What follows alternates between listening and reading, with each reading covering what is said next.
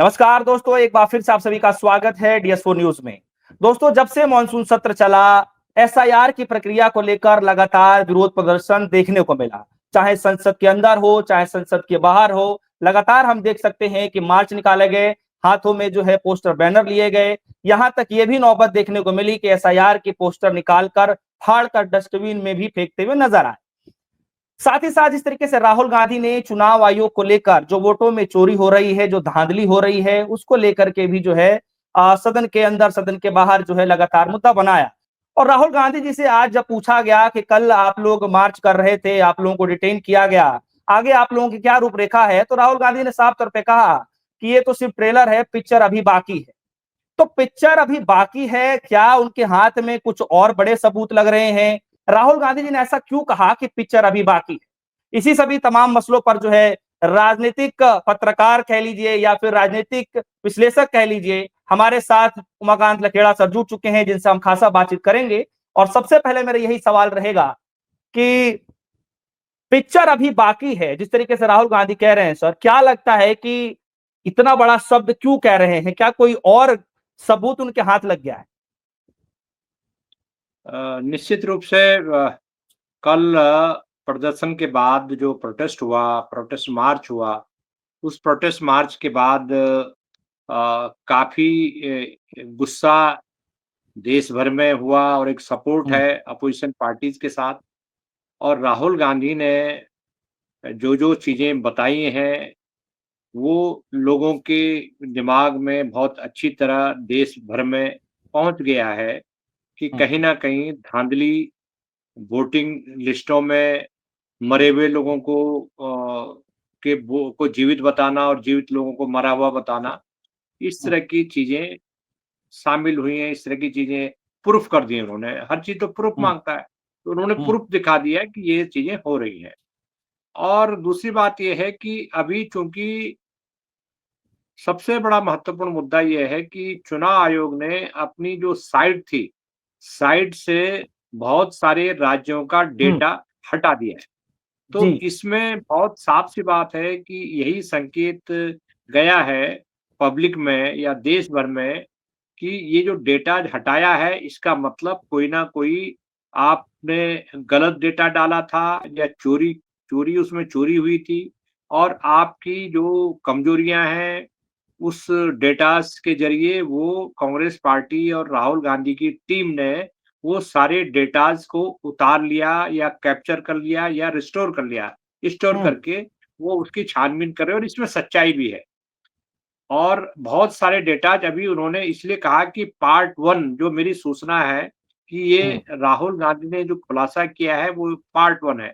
Part 2 में 2 तरह की चीज़ें हैं। एक तो इलेक्शन कमीशन के भीतर और जो गड़बड़ियाँ हैं, जो धांधलियाँ हुँ, की गई है और ईवीएम मशीनों से जुड़े हुए मामले हो सकते हैं। क्योंकि हुँ, ईवीएम मशीनों को जिस तरह से टैम्परिंग किया जाता है, जिस हुँ, तरह से बूथ लेवल से जो ईवीएम मशीनें आती हैं काउंटिंग सेंटर पर, तो हुँ, उसकी लाइट वो ऑन है, इसका मतलब ये है कि जब वो सील्ड हुई थी, सील होने के बाद उसको खोला गया और उसमें और ज़्यादा वोट डाले गए ताकि भारतीय जनता पार्टी या उसके इशारे पर जिसको भी जिताना है या जिसको भी हराना है, वो काम किया जा सके। तो पूरी संभावना है इस बात की कि राहुल गांधी के पास अभी काफ़ी सबूत है। जी। हुँ। तो सर, आपको क्या ऐसा लगता है कि 18वीं जो लोकसभा में ऐसे हालात क्या आपको लग रहा है कि बनते हुए दिखाई दे रहे हैं कि मोदी जी अपना ये जो कार्यकाल है 5 साल वाला, उसको पूरा कर पाएँगे, काट पाएँगे क्या? देखिए राजनीति जो है ना ये संभावनाओं का खेल होता है, संभावनाएँ और असंभावनाएँ। दोनों राजनीति की जो क्षेत्र है इसमें खुली हुई होती है और हुँ, अनंत संभावनाएँ होती हैं और उस अनंत संभावनाओं में ये जो राजनीति का जो भी पासा ऊँट किस करवट बदलेगा, वो राजनीति में एक बात ध्यान रखनी चाहिए कि रोज़ सूरज उगता है, सुबह होती है, तो हुँ, राजनीति में भी एक नया पन्ना खुलता है, एक नया पेज खुलता है। तो ऐसे हुँ, ही कहा जाता है जो मैंने पॉलिटिक्स को बहुत करीब से देखा है, मैं भी हुँ, इसी तरह का मानता हूँ और आज की जो राजनीति है ये सवाल इसलिए महत्वपूर्ण है कि प्रधानमंत्री जो मोदी हैं, वो एक अल्पमत सरकार चला रहे हैं और हम्म। उस अल्पमत सरकार में उनकी पार्टी जो जो जो भारतीय जनता पार्टी है, वो हम्म। 240 सीटें उनकी आई हैं, पिछले हम्म। 2024 के लोकसभा चुनाव में। तो हम्म। वो पूरी तरह बैसाखियों पर टिके हुए हैं और हम्म। कम से कम जो 33 सीटें हैं, 33 सीटों के लिए वो नीतीश कुमार की 12 लोकसभा सीटों के लिए डिपेंडेंट हैं, 16 लोकसभा सीटें चंद्रबाबू नायडू की हैं, टीडीपी की हैं और 5 जी। सीटें चिराग पासवान की हैं। तो ये तीनों मिला के 33 सीटें होते हैं। तो सवाल ये है कि अगर ये तीनों कोई फैसला आज की तारीख में कर देंगे, तो मोदी सरकार अल्पमत में अपने आप ही आ जाएगी। तो एक तो ये आसार विपक्षी पार्टियों की तरफ से आ रहे हैं कि बहुत सारे भारतीय जनता पार्टी में भीतर हम्म। मोदी और अमित शाह के खिलाफ एक गुस्सा है और भारतीय जनता पार्टी के जो एलाइज हैं वो भी नाराज हैं। लेकिन हम्म। देखिए जो भी सरकार चलती है वो बहुमत के आधार पर चलती है। तो बिल्कुल। अगर कोई कोई समर्थक, कोई सपोर्टर, कोई एलाइज अगर अलग होता है और सरकार अल्पमत में आती है, तो ऐसी दशा में देश इस समय इस बात के लिए तैयार नहीं है कि 11 महीने या 12 महीने बाद देश को एक आम चुनाव में झोंका जाए। तो निश्चित रूप से हमेशा एक संभावना होती है कि एक वैकल्पिक सरकार मौजूदा सरकार को हटा करके एक वैकल्पिक सरकार की संभावनाएँ तलाशी जाए।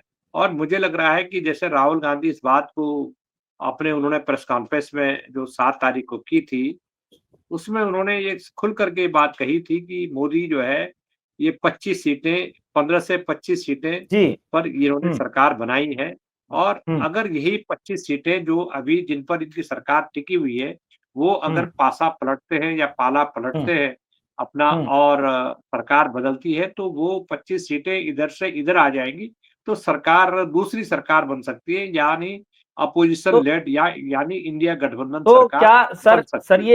ये सर आप भी इस बात को मानते हैं कि राहुल गांधी ने किसी तरीके के संकेत दिया है कि बहुत जल्द ऐसा कुछ हो सकता है कि जो 25 सीटें जो गड़बड़ी करके लाई गई हैं, अगर ये सीटें नहीं होती तो प्रधानमंत्री मोदी जी पीएम के पद पर नहीं होते, तो क्या राहुल गांधी जी ने संकेत दिया किसी तरीके का कि कभी भी पासा पलट सकता है? नहीं, नहीं, नहीं। देखिए, उन्होंने ये कहा कि ये सरकार उन्होंने कुछ दिन पहले ये कहा कि ये हम्म। मोदी फेल हो चुके हैं। जी। एक एक पूरी तरह विफल हो चुके हैं, इनके बस का हम्म। देश चलाना नहीं है। ये वो बता हम्म। चुके हैं। लेकिन हम्म। देखिए, जब संख्या बल एक बहुत महत्वपूर्ण भूमिका होती है संख्या बल की और हम्म। ऐसा लगता है मुझे कि कांग्रेस पार्टी के संपर्क में हम्म। अ जो हम्म। बीजेपी गठबंधन है, हम्म। एनडीए गठबंधन हम्म। के जो घटक दल हैं, हम्म। जो हम्म। भाजपा की पार्टी नहीं है, नॉन भाजपा पार्टी, मुझे हम्म। ऐसे रिपोर्ट मिली है मुझे, ऐसी हम्म। सूचनाएँ मिली हैं कि वो हम्म। लोग कुछ लोगों ने कांग्रेस के नेताओं को इस बात के लिए धन्यवाद दिया और बधाई दी कि राहुल हम्म। गांधी ने एक बहुत बड़ा मुद्दा उठा दिया है। तो जो अगर मोदी की पार्टी के बीजेपी के लोग अगर इस तरह का बधाई दे रहे हैं या खुशी जाहिर कर रहे हैं या बीजेपी के जो साथी संगठन हैं, सहयोगी दल हैं, नॉन बीजेपी सहयोगी दल हैं एनडीए के, अगर वो बधाई दे रहे हैं तो इसका मतलब दाल में कुछ काला है और पर्दे के पीछे ये बातचीतें चल रही हैं और उन बातचीतों से ये निष्कर्ष निकलता है कि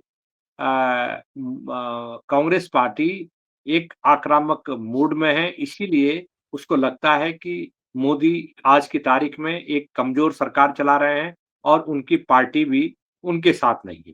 जी। तो सर आप ये कहना चाह रहे हैं कि जो इंडिया अलायंस जिस बात को लेकर विरोध कर रहे हैं, वोट चोरी को लेकर, एसआईआर को लेकर, आप ये कहना चाह रहे हैं कि एनडीए के घटक दल चाहे कोई सांसद, एक बहुत सारे ऐसे सांसद हैं जो इंडिया अलायंस का सर समर्थन कर रहे हैं अंदरूनी, आप ऐसा देखिए कहना चाह रहे जब देखिए एक बात आप ध्यान रखिए, आपके दर्शकों को भी पता है, लोग कहावत भी बोलते हैं कि जब कोई नाव डूबती है, तो हैं? डूबने से पहले सबसे पहले उसमें चूहे जो है वहाँ से कूद जाते हैं, उनको पता लग जी। जाता है कि नाव डूबने वाली है।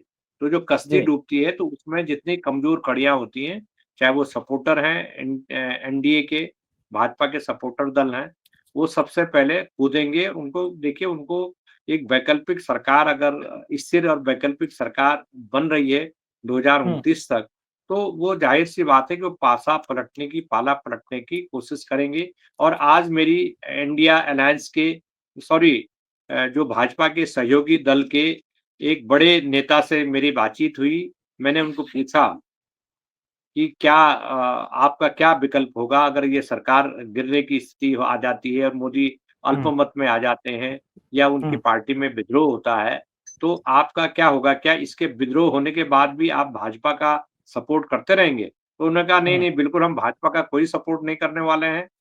हम विकल्प तलाशेंगे, हमारे विकल्प खुले हुए हैं। अगर केंद्र में बीजेपी को हटा करके कोई वैकल्पिक सरकार बनती है, तो हम निश्चित हम्म रूप से उस सरकार को सपोर्ट करने पर विचार करेंगे। ये मेरी आज बातचीत हुई है और मुझे लग रहा है कि वो बीजेपी के 3-4 एलाइज़ में से एक एलाइज़ है। उस पार्टी के एक प्रमुख नेता से मेरी खुद बातचीत हुई है। जी। आपकी सर खुद बात हुई है, और ये क्या ये मान लिया जाए कि अगर मेरे दर्शक जानना चाहें कि जो दो महत्वपूर्ण बैसाखियां हैं, क्या उनमें से कोई एक है या कोई और भी है? उनमें से तो नहीं है, कोई और है, लेकिन जी, अहम रोल है है। सर उनका भी। जी, जी, उनका भी रोल है, अहम रोल है, वो सरकार में शामिल हैं। मैं किसी पार्टी का नाम नहीं लूँगा जी क्योंकि मेरी जो स्रोत है, मेरी जो सूचनाएँ हैं, वो जी वो डिस्टॉर्ट हो जाएँगी और जी ये किसी की प्राइवेसी को मैं भंग नहीं करना बिल्कुल सर। चाहता। लेकिन एज़ ए ठीक है। रिपोर्टर मुझसे बहुत सारे लोग बहुत सारी बातें करते हैं, तो मैं प प्लेटफ़ॉर्म पर ये बात नहीं बताना चाहूँगा। मैं आने वाले वक़्त में अगर ऐसा कुछ होगा, तो आपके दर्शकों को खुद ही पता लग जाएगा, देश को पता लग जाएगा। जी। ठीक है, लेकिन सर आपने जैसे कहा कि बहुत जल्द, जैसे जब नाव डूबने वाली होती है तो चूहे सबसे पहले ही उनको पता चल जाता है और वो कूद जाते हैं, जान बचाते हैं। लेकिन सवाल ऐसे हालात में ये है कि सर आप कह रहे हैं कि बहुत सारे सांसद ऐसे हैं, एनडीए के घटक दलों में से ऐसे सांसद हैं जो दबे दबे जुबान जो है कह लीजिए, जो अंदरूनी तरीके से जो है इंडिया अलायंस को जो है सपोर्ट कर रहे हैं कि बिल्कुल आप सही कर रहे हैं। लेकिन चंद्रबाबू नायडू कुछ दिन पहले एसआईआर को लेकर विरोध कर रहे थे। उन्होंने चुनाव आयोग को चिट्ठी तक लिख डाली। उससे पहले भी कई सारे मसलों पर वो चुप्पी तोड़ चुके हैं। मोदी जी की लाइन से अलग हटकर कुछ ना कुछ बयान देते रहे हैं। इस वाले मसले पर, चुनाव आयोग को लेकर जो वोट चोरी का मसला है सर, उस पर तो चुप है एकदम।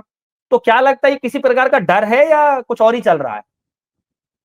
देखिए, मैं आपको एक बात बता दूँ कि चंद्रबाबू नायडू पर बहुत ज़बरदस्त प्रेशर है। एक प्रेशर तो उनके अपने राज्य से है क्योंकि उनकी जो पार्टी है वो सेकुलर पार्टी है, वो भारतीय हम्म जनता पार्टी के जो उनका जो कैडर है वो भाजपा को पसंद नहीं करता है।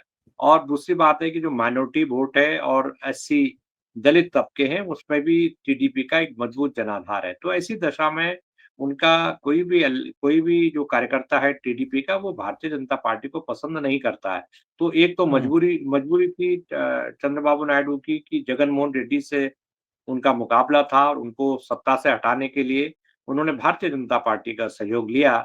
और भारतीय जनता पार्टी भी चूँकि केंद्र में सत्ता में थी और उनको लगा कि जो चंद्रबाबू नायडू हैं, वो चुनाव जीत सकते हैं, तो भाजपा ने भी हम्म अपना स्वार्थ देखा और हम्म आंध्र प्रदेश में जब बीजेपी ने अलायंस किया चंद्रबाबू नायडू से, हम्म तो उनके हम्म भी दोनों दोनों के 15 लोग जीते हम्म हैदराबाद से, आंध्र प्रदेश से। तो ऐसा लगता है कि आंध्र प्रदेश में जो भाजपा ने अपनी टैली बढ़ाने के लिए एक मजबूरी में चंद्रबाबू नायडू के साथ समझौता किया। लेकिन चंद्रबाबू नायडू वहाँ राज्य की राजनीतिक परिस्थितियों को देखते हुए, वो इस समय मजबूरी में बीजेपी के साथ हैं।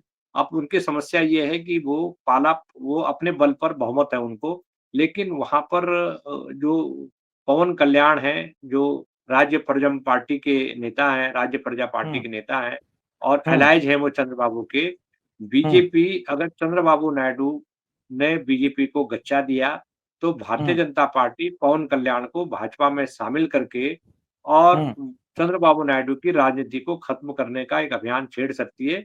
इससे हम्म चंद्रबाबू नायडू डरे हुए हैं।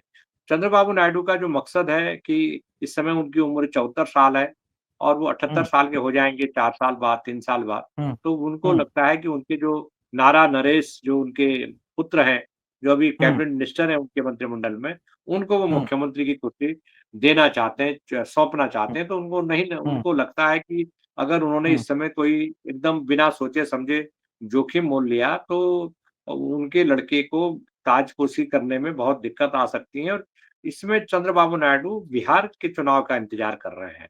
बिहार के अगर चुनाव नतीजे चंद्रबाबू नायडू के खिलाफ चले जाते हैं, या हम्म, सॉरी, वो बिहार के चुनाव नतीजे अगर बीजेपी के खिलाफ चले जाते हैं जी, और नीतीश जी, कुमार से बीजेपी का हम्म, नाता खत्म हो जाता है, तो ऐसी दशा में चंद्रबाबू नायडू कोई कोई भी स्टेप उठा सकते हैं। उस बात का मैं आपको पक्की गारंटी दे सकता हूँ कि बिहार में अगर अ एनडीए, भाजपा और जेडीयू गठबंधन चुनाव नहीं जीत सका, तो ऐसी दशा में सबसे पहले चंद्रबाबू नायडू अपने संबंधों को रिव्यू करेंगे और वो एनडीए को छोड़ भी सकते हैं। इसमें कोई हम्म, दो राय नहीं है, क्योंकि उनकी कोशिश होगी कि जो नई वैकल्पिक सरकार बने केंद्र में, हम्म, उन उसमें हम्म। उनकी भूमिका हो। जी।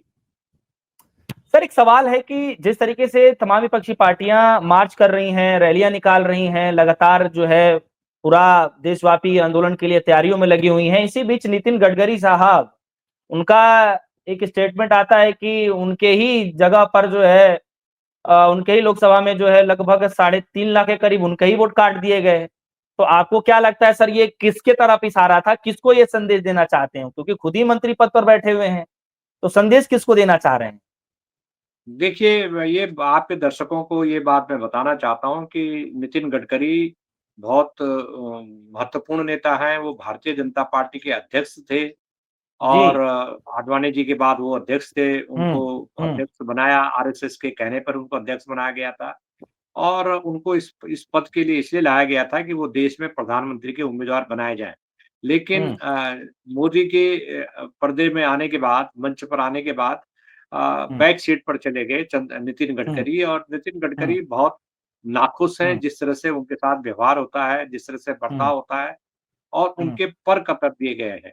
उनके पास हम्म, 3-3 मंत्रालय होते थे, जहाजरानी हम्म, मंत्रालय होता था, उनके हम्म, पास ट्रांसपोर्ट मिनिस्ट्री होती थी, लेकिन ये दोनों मंत्रालय उनसे ले लिए गए हैं। अब उनके पास जो है केवल सड़क परिवहन, राष्ट्रीय राजमार्ग मंत्री रह गए हैं हम्म, वो। तो ऐसी दशा में एक बहुत सा सीधा-सा सवाल है कि जब नितिन गडकरी अगर ये आरोप लगा रहे हैं, और देखिए ना कि आरोप लगाने का जो टाइमिंग है, वो टाइमिंग क्या है? टाइमिंग ये है कि जी, ऐसी दशा में जब नरेंद्र मोदी और उनकी पूरी सत्ता पर सवाल उठ खड़े हुए हैं, तो ऐसी दशा में नितिन गडकरी ने जो टाइमिंग चुनी है प्रहार करने की, हमला करने की, आलोचना करने की, तो ये समझा जा सकता है। और उन्होंने ये कई बार जब वो इस तरह के आरोप लगाते हैं, तो वो बताते हैं कि भई आप इशारा इशारा किसकी तरफ है, आप खुद ही समझ जाइए। जी।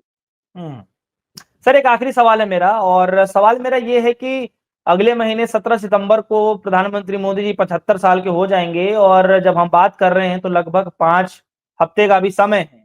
और जिस तरीके से बीजेपी सरकार की किरकिरी हो रही है, चुनाव आयोग की किरकिरी हो रही है, क्या लगता है कि किरकिरी होने से बचने के लिए समय से पहले वो इस्तीफा दे देंगे, या फिर कुछ नया चीज करने वाले हैं मोदी जी? मतलब आपके हिसाब से क्या कुछ होने वाला नहीं, मुझे मुझे नहीं लगता कि वो इस्तीफ़ा देने के उनके मूड में हैं, क्योंकि उन्होंने अपने चेले-चपाटों से, कुछ लोगों से उन्होंने कहलवाया कि ये नियम जो है वो प्रधानमंत्री मोदी पर लागू नहीं होता। तो ये तो बिल्कुल स्पष्ट है कि वो मुख्यमंत्री की कुर्सी को छोड़ने वाले नहीं हैं, और इन लोगों से है? नरेंद्र मोदी और उनकी जो थ्योरी में जो लोग यकीन करते हैं, हम्म, उनसे उन्हें इन लोगों से कोई नैतिकता की उम्मीद नहीं करनी हम्म, चाहिए, क्योंकि इनको कुर्सी बहुत प्यारी है। और ये संकेत तो मोहन भागवत भी दे चुके हैं 2 महीने पहले, जब उन्होंने कहा था कि जो 75 साल के पूरे हो जाते हैं और जब वो इस श्रेणी में आ जाते हैं कि दूसरे लोग उनके लिए कुर्सी छोड़ रहे हैं, तो उनको जी, भी दूसरों के लिए कुर्सी छोड़नी चाहिए। तो ये एक एक मुझे लगता है कि नरेंद्र मोदी कुर्सी खुद नहीं छोड़ेंगे। पार्टी में खुल कर के अगर डिमांड होती है, माँग होती है कि आप कुर्सी छोड़िए, नहीं तो हम झंडा उठाएँगे आपके खिलाफ, तभी जाकर के कोई आरएसएस अगर इंटरवेन करेगी, और तभी जाकर के मोदी को इस बात के लिए बाध्य करेगी कि वो अगर उन्होंने नियम बनाया है, ये नियम बनाने वाले खुद मोदी हैं। उन्होंने हम्म, जब 2014 में सत्ता में आए, तो इन्होंने एक-एक करके जो पार्टी के वरिष्ठ नेता हैं, जिनमें मुरली मनोहर जोशी थे, जिसमें लाल कृष्ण आडवाणी थे, जिसमें शांता कुमार थे, जिसमें जनरल खंडूरी थे, जिसमें बहुत सारे लोग हैं, जिसको मैं क्या-क्या नाम आपको गिनाऊँ, मुझे 50 नाम हैं जो मेरे मेरे लिस्ट में हैं। जिनको किनारे कर दिया गया, उनका टिकट काट दिया गया, उनको कह दिया गया कि आप 75 के पूरे हैं, आपको टिकट नहीं मिलेगा। लोकसभा चुनाव में भी टिकट काटा, तो ज़ाहिर-सी बात है कि अगर मोदी अगर इस पद से नहीं हटते 17 सितंबर तक, तो वो सारे लोग जो घर बिठा दिए गए हैं, उनकी तरफ से हो सकता है कि कोई प्रेस कॉन्फ्रेंस हो जाए। खुली माँग हो जाए कि भई आपने नियम बनाया तो आप पद छोड़िए। अब मुरली मनोहर जोशी और लालकृष्ण आडवाणी जैसे लोग हैं, इनके पास खोने को क्या है? इनको तो पहले ही किनारा लगाया जा चुका है। तो हो सकता है कि इनकी सह पर या आरएसएस की सह पर बीजेपी के अंदर कोई पुराने नेताओं का, आरएसएस के नेताओं का एक ग्रुप एक खुली प्रेस कॉन्फ्रेंस कर दे 17 तारीख से पहले या उसके बाद कि मोदी से खुली डिमांड की जाए कि आप इस्तीफा दें, आप पद छोड़ें और दूसरे व्यक्ति को इस पद पर बिठाएँ। इस तरह की माँग होने की संभावना अब बढ़ गई है इसलिए कि नरेंद्र मोदी का जो जो क्रेडिबिलिटी है, जो ऑरा था उनका, जो उनकी पद की गरिमा के हिसाब से मोदी जी का जो सिक्का चलता था, मुझे लग रहा है कि वो सिक्का पहले की तुलना में आज बहुत कमज़ोर है और अगर मोदी विरोधी भाजपा के अंदर हैं या एनडीए के अंदर हैं या आरएसएस के अंदर हैं, तो उनके पास ये सुनहरा मौका है कि वो खुल कर के बिना किसी डर के, खौफ के वो अपनी बात कह कर के मोदी से 75 साल पूरे होने पर पद छोड़ने को विनम्रतापूर्वक आग्रह कर सकते हैं, ऐसा मुझे लगता है। जी, धन्यवाद। बहुत-बहुत शुक्रिया सर आज के इस डिबेट के लिए और मैं आशा करता हूं कि सर हमेशा की तरह फिर से इस डिबेट को लोग पसंद करेंगे और एक सवाल जनता से भी है कि अगर आपको लगता है कि प्रधानमंत्री मोदी जी 17 सितंबर को अपने आप से इस्तीफा दे सकते हैं तो आप हमारे वीडियो कमेंट सेक्शन में जाकर अपनी राय जरूर रखिएगा। फिलहाल के लिए दीजिए इजाजत। देखते रहिए न्यूज़। धन्यवाद।